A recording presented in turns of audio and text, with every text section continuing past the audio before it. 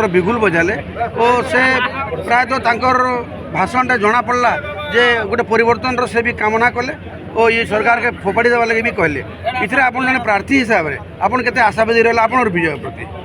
समस्त को नमस्कार। देखो अमित शाह जी आज जेन आसीचन ये अंचल पूरा उत्साह खेली जाइए खाली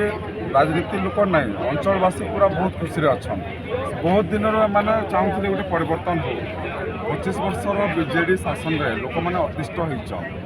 मौलिक सुविधा पाई नहीं पारे पानी पाई नहीं पारे शिक्षक nine hospital doctor nine road रास्ता नाइन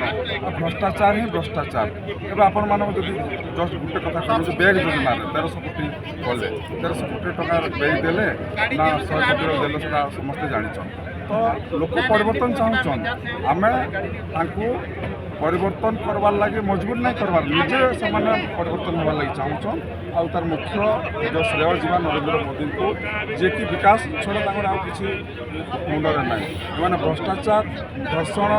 जेन कुसंस्कार सब लिप्त अच्छा से जो विकास आ विकास आ विकास तो यहाँ लोक मैंने आज देखिए एत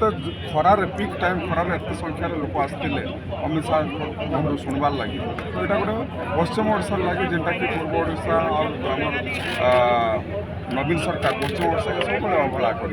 तो ये पश्चिम ओडा विकास में जो आशार किरण समग्र ओडा को व्यापी आगामी दिन में आम बीजेपी सरकार करूँ डबल इंजिन सरकार हवा और अंचल उन्नति हवा।